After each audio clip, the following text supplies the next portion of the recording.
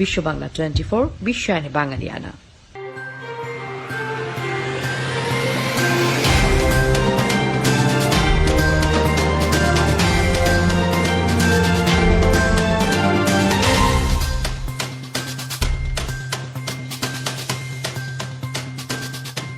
আসসালামু আলাইকুম।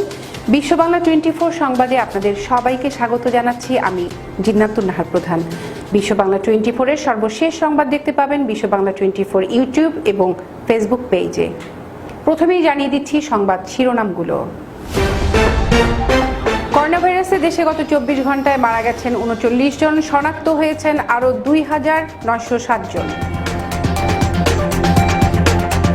যুক্তরাষ্ট্রে গত জুলাইয়ের শেষ 2 সপ্তাহে 97,000-এর বেশি শিশু প্রাণঘাতী করোনা ভাইরাসে আক্রান্ত।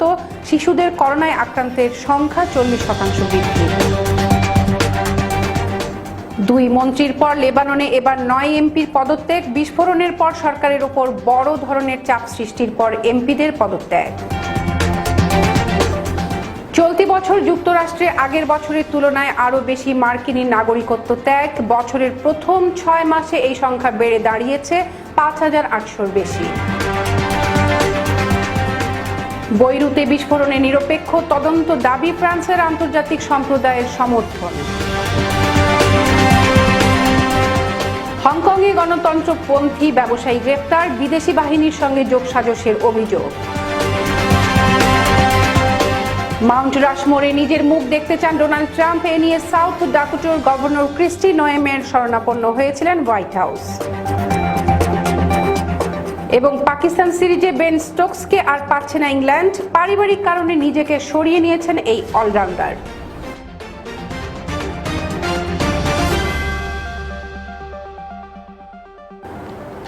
দর্শক শুনছিলেন শিরোনাম, এবার বিস্তারিত সংবাদ। করোনা ভাইরাসে দেশে গত 24 ঘন্টায় মারা গেছেন 39 জন। এ নিয়ে করোনায় এখন পর্যন্ত 3,438 জন মারা গেলেন। গত 24 ঘন্টায় শনাক্ত হয়েছেন আরও 2,907 জন। এ নিয়ে এখন পর্যন্ত দেশে মোট শনাক্ত হলেন 2,60,507 জন। 24 ঘন্টায় সুস্থ হয়েছেন 2,067 জন এবং এখন পর্যন্ত 1,50,437 জন সুস্থ হয়েছেন। এ নিয়ে ডেস্ক রিপোর্টে দেখুন বিস্তারিত।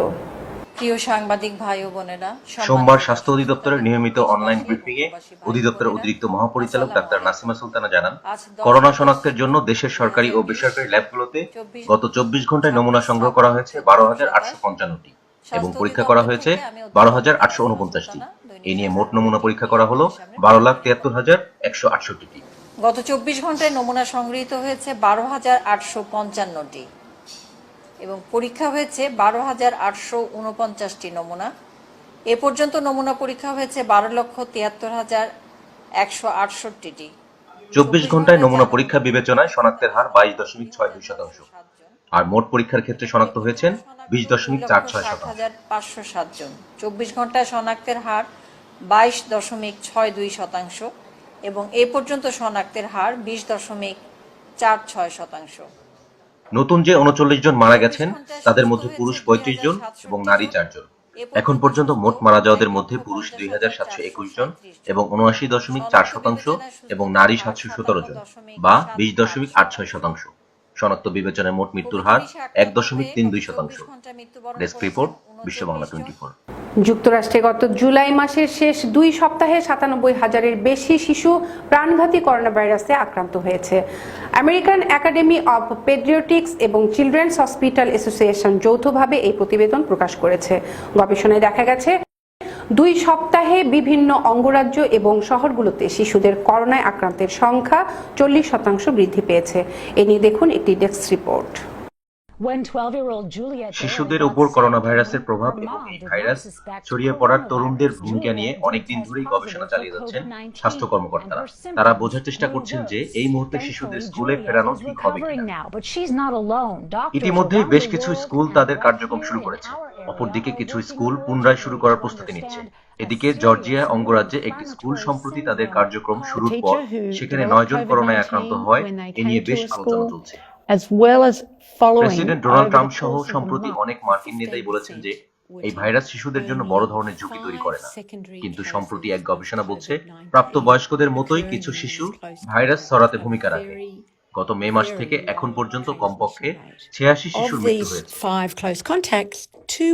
গত 31শে ডিসেম্বর চীন থেকে ছড়িয়ে পড়া এই প্রাণঘাতী ভাইরাস বর্তমানে 213টি দেশ ও অঞ্চলে ভয়াবহ তাণ্ডব চালাচ্ছে। তবে করোনায় এখন পর্যন্ত সবচেয়ে বিপর্যস্ত যুক্তরাষ্ট্র। দেশটির সবগুলো অঙ্গরাজ্যেই করোনা প্রকোপ ছড়িয়ে পড়েছে। দেশটিতে আক্রান্তের সংখ্যা প্রায় 52 লাখ। ডেস্ক রিপোর্ট, বিশ্ব বাংলা 24। লেবাননে 2 মন্ত্রীর পর এবার আরও 9 এমপি পদত্যাগ করেছেন। গত মঙ্গলবারে ভয়াবহ বিস্ফোরণের পর সরকারের উপর বড় ধরনের চাপ তৈরি হয়েছে।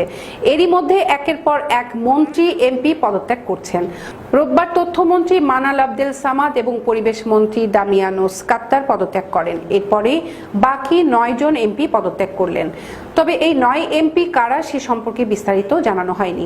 এদিকে লেবাননের স্থানীয় সংবাদ মাধ্যমের তথ্য মতে লেবানিজ প্রধানমন্ত্রী তার ঘনিষ্ঠ সহযোগী দামিয়ানোস কাত্তারকে পরিবেশ মন্ত্রী পদে ধরে রাখার চেষ্টা করেছিলেন, কিন্তু পদত্যাগের সিদ্ধান্ত বদলাননি কাত্তার। তার আগে সরকারের ব্যর্থতার দায় কাঁধে নিয়ে পদত্যাগের ঘোষণা দেন তথ্যমন্ত্রী মানাল আবদেল সামাদ। টেলিভিশনে দেয়া এক সংক্ষিপ্ত ভাষণে বৈরুতের বিশাল বিপর্যয়ের পর সরকার থেকে পদত্যাগ করার কথা জানান তিনি। গত মঙ্গলবার বৈরুতের পূর্বাঞ্চলীয় বন্দরে ভয়াবহ বিস্ফোরণে প্রাণ হারিয়েছেন অন্তত 158 জন, আহত 6000-এরও বেশি মানুষ। বিস্ফোরণে শহরটির অর্ধেকই ধূলিসাৎ হয়ে গেছে। এতে গৃহহীন হয়ে পড়েছেন 3 লাখের বেশি বাসিন্দা। লেবাননের সরকারি কর্মকর্তাদের বিশ্বাস, বৈরুত বন্দরের একটি গুদামে প্রায় 7 বছর ধরে মজুত করে রাখা 2750 টন অ্যামোনিয়াম নাইট্রেট থেকে এই বিস্ফোরণ ঘটেছে। যুক্তরাষ্ট্রে যেন নাগরিকত্ব ত্যাগের হিড়িক লেগেছে। চলতি বছর আগের বছরের তুলনায় আরও বেশি মার্কিনী নাগরিকত্ব ত্যাগ করছেন। 2019 সালের প্রথম 6 মাসে নাগরিকত্ব ত্যাগ করেছিলেন 2072 জন, কিন্তু চলতি বছরের প্রথম 6 মাসে এই সংখ্যা বেড়ে দাঁড়িয়েছে 5800-র বেশি। রোববার নিউ ইয়র্ক ভিত্তিক বেমব্রিজ অ্যাকাউন্টেন্টসের এক পরিসংখ্যানে এ তথ্য উঠেছে। প্রতিষ্ঠানটি বলছে তারা বিভিন্ন সরকারি তথ্য বিশ্লেষণ করে এই সংখ্যা নিশ্চিত হয়েছে। তারা সিদ্ধান্ত নিয়েছেন যে তারা আর ফিরবেন না। এই বিবৃতিতে বলা হয়েছে, আমরা যা দেখতে পাচ্ছি তা হচ্ছে প্রেসিডেন্ট ট্রাম্পের কারণে যা ঘটছে তার জন্যই লোকজন এমন সিদ্ধান্ত নিচ্ছে। বিশেষ করে বর্তমান সময়ে যুক্তরাষ্ট্রের রাজনৈতিক মতাদর্শ, করোনা ভাইরাস মহামারী যেভাবে নিয়ন্ত্রণ করা হচ্ছে, এগুলো সহ আরও বেশ কিছু বিষয়ের কারণে লোকজন মার্কিন নাগরিকত্ব ত্যাগ করছেন। অনেকেই যুক্তরাষ্ট্রের বর্তমান রাজনৈতিক অবস্থার কারণে অসন্তুষ্ট। এছাড়া আরও অনেকেই বলছেন ট্যাক্সের কথা, কারণ যুক্তরাষ্ট্রের কোনো নাগরিক বিদেশে থাকলেও তাকে প্রতি বছর ট্যাক্স দিতে হয়। এমনকি বিদেশে তাদের ব্যাংক অ্যাকাউন্ট সম্পর্কেও বিভিন্ন তথ্য দিতে হয়।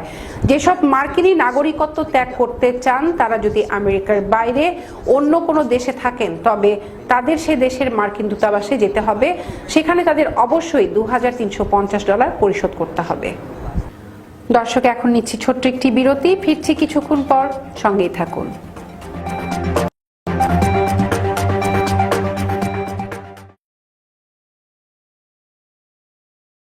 প্রতিটি মানুষের স্বপ্ন পূরণে সহায়তা করা নেক্সট ড্রিমের লক্ষ্য।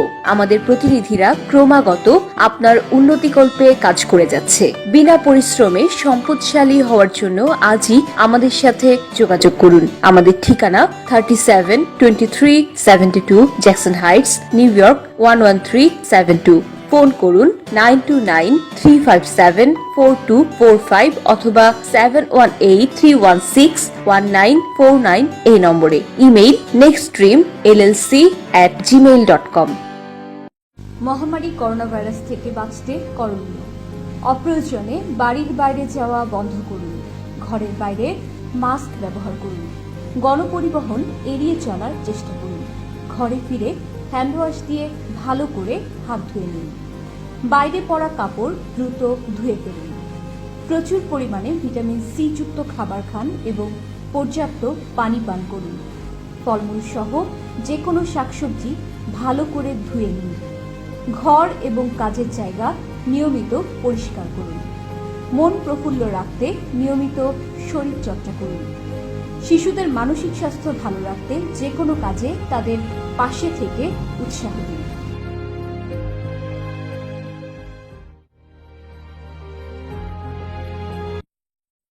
বাঙালি সংস্কৃতির সাথে প্রবাসী বাংলাদেশিদের যুক্ত রাখতে ব্যাপক পরিসরে অনুষ্ঠান এবং দেশ বিদেশের খবর নিয়ে সম্প্রচারিত হচ্ছে বিশ্ব বাংলা 24 চ্যানেল। আমি শাহনাজ বেলি চ্যানেলটির উত্তরাত্তর সাফল্য কামনা করছি। বিশ্ব বাংলা 24 আমাদের নিউ ইয়র্কে, এবং আমি আশা করব ওনারা আমাদের গঠনমূলক চিন্তা ভাবনা, আমাদের বর্তমান পরিস্থিতি সবকিছু অত্যন্ত সুন্দরভাবে তুলে ধরবেন। আমরা ওদের শুভকামনা করছি। আমরা সবাই মিলে চাচ্ছি যে এই টিভিটা আরো এগিয়ে যাক। ওরা নতুন শুরু করেছে, আসেন ওদের সবাইকে আমরা একটা উৎসাহ দিই। ইনশাআল্লাহ আমাদের প্রোগ্রামে দেখা হচ্ছে বিশ্ব বাংলা 24। প্রতিটি মানুষের স্বপ্ন পূরণে সহায়তা করা নেক্সট ড্রিমের লক্ষ্য। আমাদের প্রতিনিধিরা ক্রমাগত আপনার উন্নতিকল্পে কাজ করে যাচ্ছে। বিনা পরিশ্রমে সম্পদশালী হওয়ার জন্য আজই আমাদের সাথে যোগাযোগ করুন। আমাদের ঠিকানা 372372 Jackson Heights, new York 11372। Phone করুন 9293574245 অথবা 7183161949 এই নম্বরে। Email nextdreamllc@gmail.com।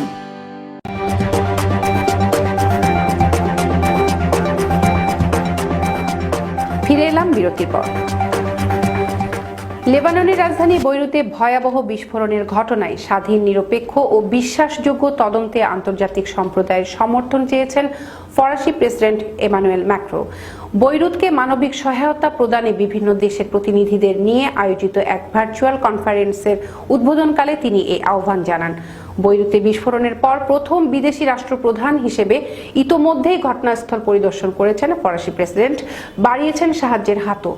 ম্যাক্রো বলেন, যত দ্রুত সম্ভব লেবাননের জন্য আন্তর্জাতিক সহযোগিতা প্রয়োজন। দ্রুততম সময়ে লেবানিজ জনগণের কাছে এ সহযোগিতা পৌঁছাতে হবে। শনিবারের বিক্ষোভের বিষয়ে তিনি বলেন, বৈরুতের রাস্তায় বৈধ পন্থায় লেবাননের জনগণ যে আকাঙ্ক্ষাগুলো প্রকাশ করেছে, এখন তা পূরণের দায়িত্ব দেশটির সরকারের।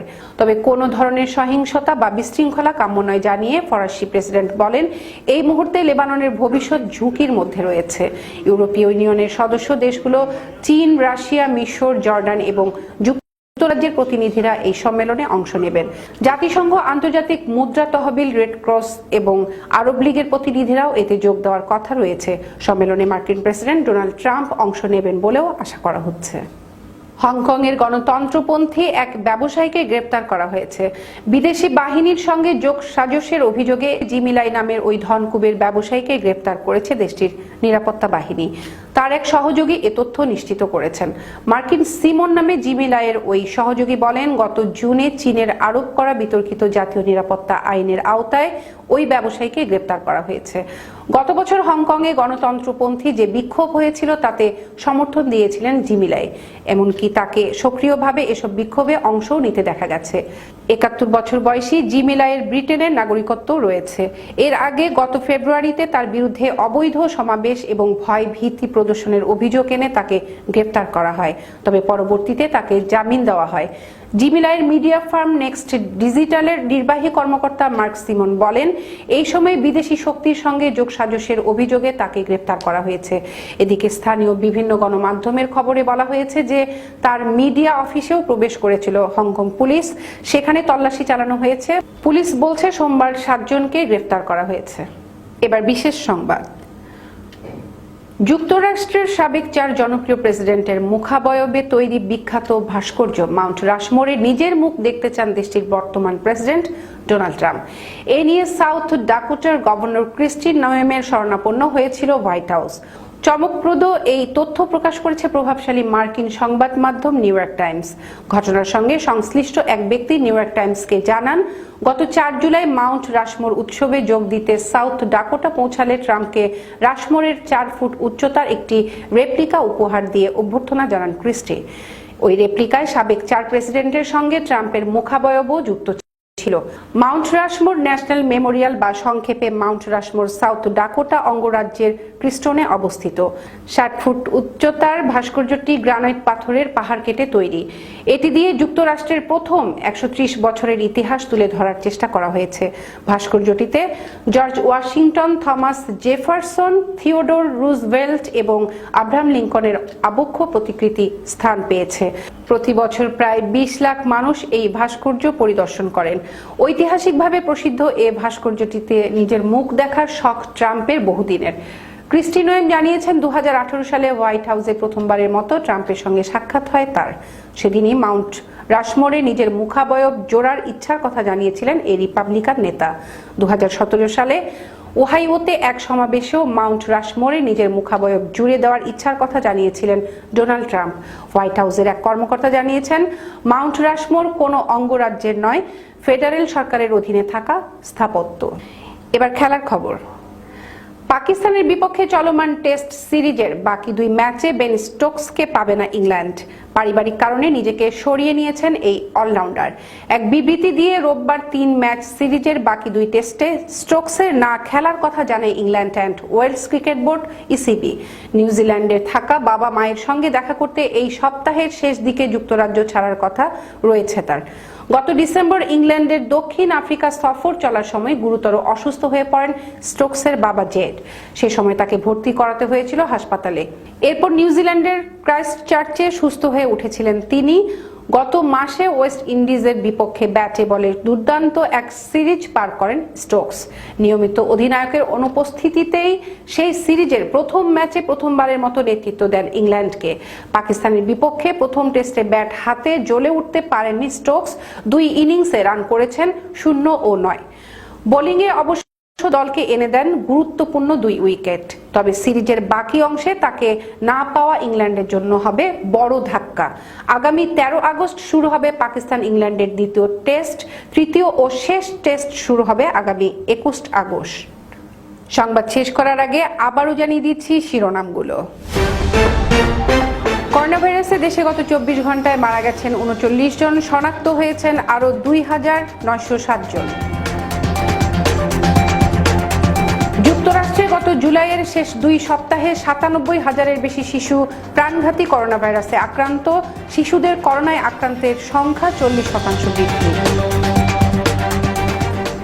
2 মন্ত্রীর পর লেবাননে এবার 9 এমপির পদত্যাগ। বিস্ফোরণের পর সরকারের উপর বড় ধরনের চাপ সৃষ্টির পর এমপিদের পদত্যাগ। চলতি বছর যুক্তরাষ্ট্রে আগের বছরের তুলনায় আরও বেশি মার্কিনী নাগরিকত্ব ত্যাগ। বছরের প্রথম 6 মাসে এই সংখ্যা বেড়ে দাঁড়িয়েছে 5,800-র বেশি। বৈরুতে বিস্ফোরণে নিরপেক্ষ তদন্ত দাবি ফ্রান্সের আন্তর্জাতিক সম্প্রদায়ের সমর্থন। হংকংয়ে গণতন্ত্রপন্থী ব্যবসায়ী গ্রেফতার, বিদেশি বাহিনীর সঙ্গে যোগসাজশের অভিযোগ।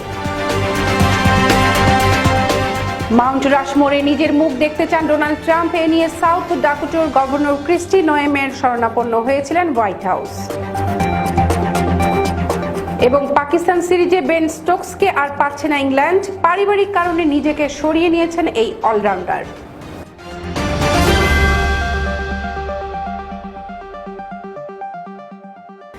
এতক্ষণ সাথে থাকার জন্য ধন্যবাদ সবাইকে। আরও একবার বিশ্ব বাংলা 24 দেখার আমন্ত্রণ জানিয়ে শেষ করছি এখনকার সংবাদ আয়োজন।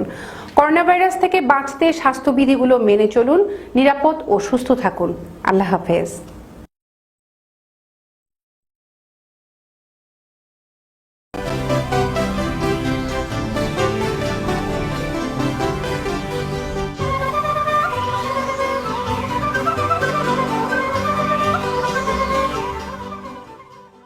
বিশ্ব বাংলা 24 বিশ্বায়নে বাঙালিয়ানা।